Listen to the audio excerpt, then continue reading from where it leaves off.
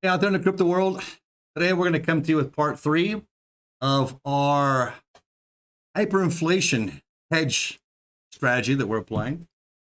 We talked to you a little bit about what hyperinflation was, that it's upon us now, and it's a huge concern going into 2022.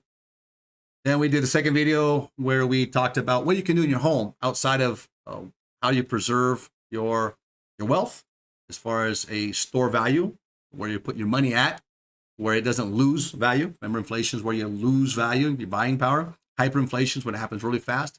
Wages don't compensate, causes a collapse in the economy, which we're on the threshold of that right now.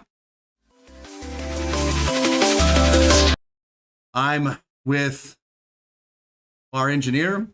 Remember, we're going to take a whole new approach to this now. We're going to be the Ninja Turtles of the crypto world. And we're going to try to help you survive on the streets. They're going to get pretty rough and rugged coming up. And so I'm taking on the role of Master Splinter here. And you're taking on, which role you're taking on?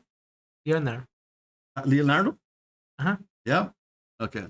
Leonardo. Okay. So you're with Master Splinter and Leonardo today. One of the partners here at DeFi IoT Latin America. Listen, today I want to share with our listeners. We've talked about what we can do at home, storing certain food, canned goods, and paying down our debts and so forth, moving things from into a fixed interest rates, getting off of debt, and living within our means. This next year, maybe cutting back certain things and starting to invest in our future. One of the areas where I talked about that I want to touch on today is how do we get involved in the crypto world if we know nothing about it? And how do we get involved when a project's young? We talked about what if I was in Bitcoin in 2009 or 2010 or even 2012, right? How do we get involved when it's young? And really, how do we know if it's a good project or not? We can't go into all the details of a good project. We here at DeFi IoT Latin American, we have a way we analyze and we read the white paper. If I just can jump real quick to the screen. And we're going to go to the screen real quick here.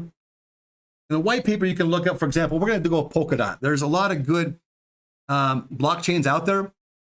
One that we really like here at DeFi IoT Latin America that we're really bullish on is Polkadot. There's others, Polygon, Algorand. Even you go with Ethereum. I'm not big a fan of Ethereum for some reason, though. I don't know. Just something this Vitalik doesn't like. I don't know. Something about Ethereum. I guess the gas fees, but they're going to lower the gas fees. I just something about them I don't know. I think they're going to be around because he really buttons himself up, the leadership of Ethereum with politicians. So I think they'll be around. So I don't want to bag on that, but my feelings are this. So we're going to go Polkadot. That's probably one of my favorite. Polkadot is as far as its speed, its capabilities, and its flexibility in smart contracts, right? And I think that's why it has a good future. Remember, smart contracts in cryptocurrency are what control it, make it decentralized, really. Decentralized can come in two ways. One is in the blockchain. The idea is that everybody who's invested or owns cryptocurrency in that certain algorithm, let's say Polkadot, for example, say I have Polkadot coin and I'm holding that coin. Well, I have a say-so in decisions that are made in that blockchain, right? And it's a say-so that goes throughout the whole world. Everybody has a say-so in it. Whereas if in this typical financial structure that exists today, you buy a share, but that doesn't mean you have a voice in voting, right? Here, you have a coin, you have a piece of the company, you have a voting voice in many cases, makes it decentralized, as well as the ownership is spread out over many more people.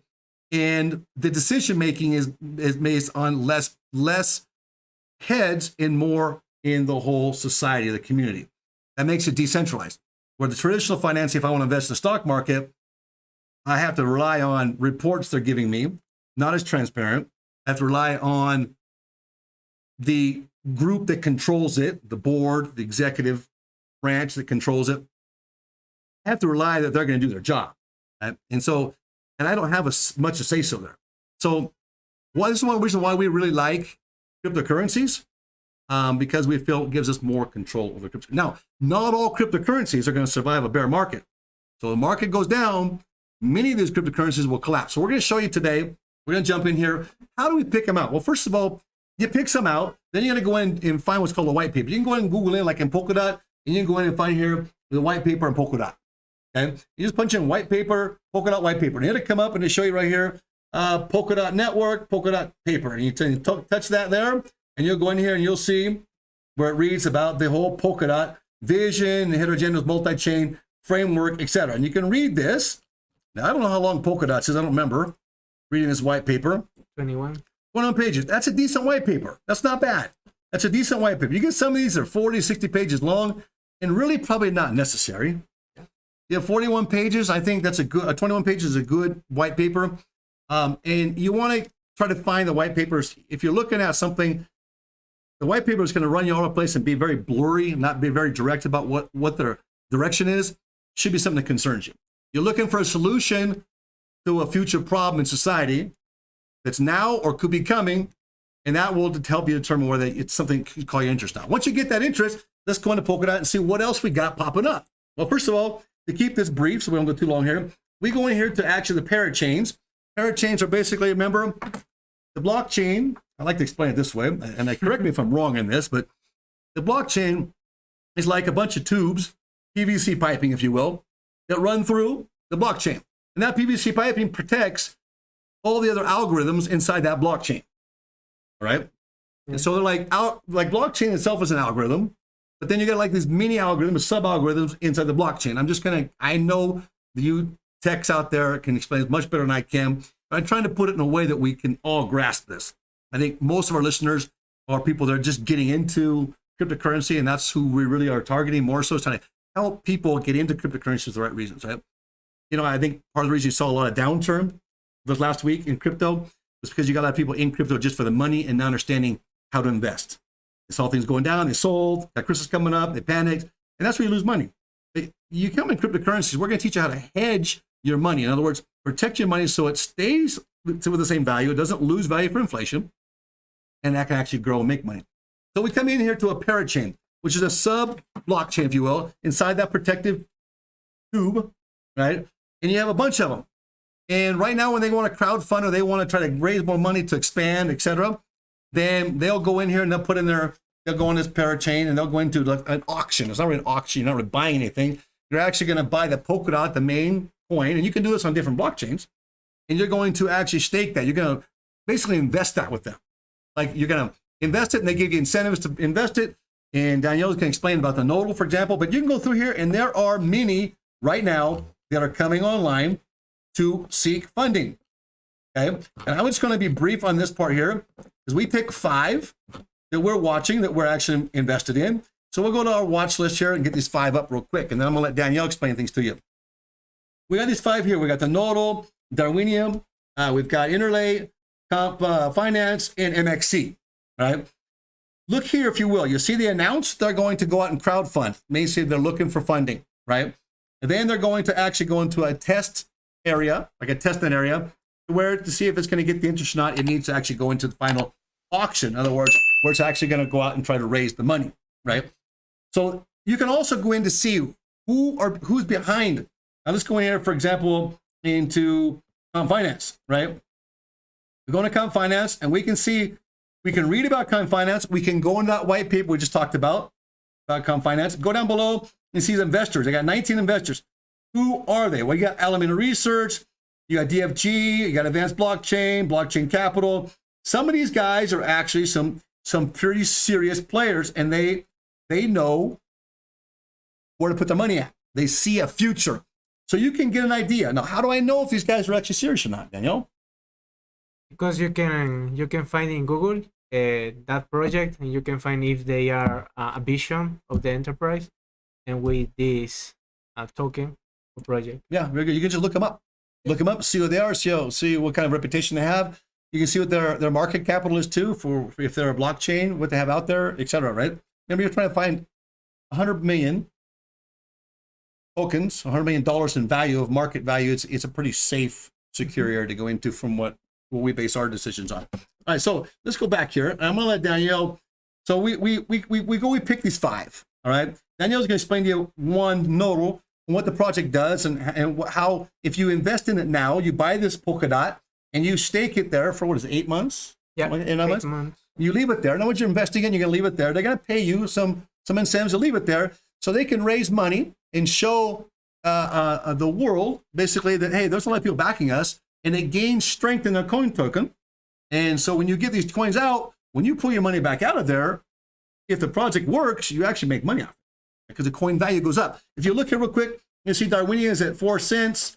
You see MXC is at almost 5 cents. So they're easy to get into right now. Not very difficult. Now, Polkadot's about $30. I don't know exactly right now. It was up higher, went down. But you have to get in with Polkadot. So basically, like if you're going to go with Nodal, you need like $150 to get started. $160 right around there. Yeah. All right, well, why don't you take it from here, and why don't you explain Nodal? Yeah. So first of all, okay, so I'm going to explain just a little about Nodal, but the things that I'm going to explain apply for all these 5 tokens, because if you see if the token has a market cap and investors, you're going to see that this token in that project is really good for you to invest. But for now, Nodal, you can download. I need to interrupt you real quick though. Remember, we're not financial advisors. Yeah. So we're just showing you what we're doing, right? And if you want to follow that and do your own homework, we're just teaching how to do that. Okay, so just want to make that clear. That we're just kind of sharing you what the things we do and strategies we use. All right, go ahead. Yeah. Right. So you can download Nodal in the Play Store or iOS if you have other phone. And basic Nodal does is see the Internet of Things of some maybe phones or maybe other things that has Bluetooth, and with that that information is going to the other part in the project. And for now, Nodal is going to do rewards, and we are going to see the referral bonus. If you invite your friend, you are going to earn 100 of the tokens of Nodal, just like this. So if you contribute $1, 10%. 10%? 10%. 10%. Yeah, no, 100. 10%. Be good if it's 100. That wasn't a clickbait, by the way. Okay, so every dot, like 1 token of dot, you're going to earn 20 tokens of Nodal. So if you contribute with 20 dots, you are going to get 400 Nodals and 20 more Nodals for the percent of referral bonus. So remember, so if I refer somebody, I get a percentage too. Yeah, you are going to earn more percent in each person you refer. So basically, Nodal and that project is going to help in the Polkadot and the Nodal to the mainnet. So for now, I know that Nodal didn't has a value, but in the future it's going to have a good value. We hope. Yeah, right now you can't even, if you want to buy Nodal, you can't. This is the only way you can get into Nodal right now and receive Nodal. So you're in the beginning. Yeah. Now Nodal, if I'm not mistaken, Nodal is basically in competition with Helium and MXC, and the same idea, but through a Bluetooth type of system, right? Yeah. For now, it's just with phones. So you download the application and you start to earn Nodals. But in the future, they're going to give, and you can buy like a other thing. A device. A device. Yeah. Yeah. Like a miner. Yeah, like a miner. Mm-hmm. But in the future, for now, not. So we have the reward rules you can learn to understand better. And these are 3 videos. The first is what is Nodal. The second is like a person who is talking, because 1 week ago, Nodal announced this project. So you have 1 week more, and you are going to earn 10% more. And here, this video explains about the mission of Nodal. So you earn 10% more if you get in that 2-week window. Is that what it is? You have 2 weeks. Yeah. If you go in, they actually reward you for coming in early. Yeah. There's sometimes a lot more benefits with that too, because you're taking a risk, right? Mm-hmm. But if you do your homework on it, then you're reducing your risk. But this is a way you can get in, simple, and get in the beginning. So we're just trying to show you a way you can get in the beginning, and a strategy that we're applying as well. In fact, we have about $500 or $600 in Polkadot that we're going to put into a couple of these projects and kind of weigh ourselves out a little bit, right? About 200 in each one of them right now. Yeah, remember, this is like an example. Like you can find a good token to invest, because we, like in Nodal, we have this the reward that they're going to give, the rules, the videos explaining about the project and the questions that maybe you have. So with each token, you are going to find something like this, not exactly like this, but this is going to help you to understand better what projects, what you want. Yeah, very good. So if we go back then, just to sum it up, the other areas that we're looking at, Darwinia, Interlay, Comp Finance, and MXC. You know, you can see the prices here. Some don't even have price yet. Nodals don't have a price yet. Neither does Interlay or does Comp Finance yet. Though they're brand new. But you can see that in Comp Finance, you see that they've more than announced. They're going through their auction point now. And so they've got like a week left, I think, of some of these. All these have a week left. MXC is still in the announcement stage. So they probably won't, they'll go to the test net, and then they probably won't start asking for funding, probably for what, a week or so. I think we've seen the announcement coming up in December, right? Yep. And MXC, we have what? How many tokens of MXC? 52,000. 52,000 tokens we have MXC. Yep. We mine it, so we have the miner going, so we stake it. So I'm understanding, if I'm not mistaken, we have to look into it more. That the money that we have right now that is being held to keep our energy level, our life up, so we get 100%. I'm thinking we're going to be able to stake that into this. I'm hearing we're going to roll it in without ever taking out of a wallet. All you're doing is pledging this. You're basically pledging it, and you don't move it. Now, that's one of the beautiful things about it is you're pledging it, and you're not moving it. And that's something you promise to do. You're pledging it, you're setting aside, and then you're pledging it for 8 months. I can poke it out, right? Yeah, 8 months. So I'm understanding some of these you don't even have to leave your wallet. Some you do. So you want to look into that as well. We're going to do this. And when we do this, we're actually going to come back and show you how we did it. Not today, it'll be another video. But we just want to share with you today here at DeFi IoT Latin America. Me as the, what am I, the Master Splinter? Yeah, the Master Splinter going to 2022 now.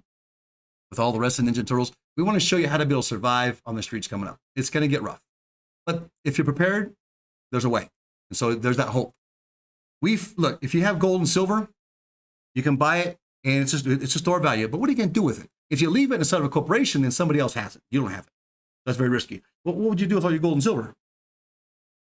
It's going to be stolen if any or someone person know about this. Well, yeah. I mean, it's harder to hide it, right? Yeah. So whereas in cryptocurrency, you got a little flash, or even in your hot wallet, and you carry your phone. Somebody steals your phone, you have to have all your keys to get into it. So it's much easier to keep and hide. Now, keep in mind, not all cryptocurrencies are going to survive bear market if the economy does collapse. They may think it does. So you're going to want to find cryptocurrencies. Even these startup companies, they're going to suffer some. And so we try to work in mining and try to produce and go with companies that we see are going to be able to survive a downturn in the economy. That's what we try to work. So subscribe to us, hit the bell, and give us a thumbs up. Tell us what you want to hear. We're going to keep doing more videos like this. This is part 3, remember, of how to prepare for hyperinflation. And we're going to keep going on with this. We're going to break things down more. Going to go and buy some of these and actually stake, if you would, in the auction, some of our coin, and actually do some staking. We're going to go through and show you other ways you can actually, put your money, your dollar. Robert Kiyosaki said, silver, gold, Bitcoin. He said bullets too, but yeah. And that's to protect your assets you have, I guess. The other two, another financial advisor I just saw recently also stated the fact that, I can remember what I was going to say now, darn it. But the Bitcoin has outperformed gold in the Standard & Poor. And some are saying, well, it's not a good hedge. The Bitcoin's limited. But we feel it's a good hedge. Bitcoin is, and that's where we're going with it too, amongst others. So be careful, but get started. Do it. If you don't get started, if you just wait and wait and wait, you'll never get in. If you put $150 in, you'll figure it out, whether it was good or bad, right? I mean, we're not financial advisors, but that's what's been recommended to us. I'm just repeating what was recommended from a financial advisor, that if you don't ever get your feet wet, you won't ever push yourself hard enough to actually understand. It's better prepared now. Yeah? Huh? You're not going to be afraid for the future. Yeah, you better have prepared now. And it doesn't happen, then it happens, you're not prepared, right? Yeah. DeFi IoT Latin America, we're going to prepare you. Yeah, stay tuned. We see you soon.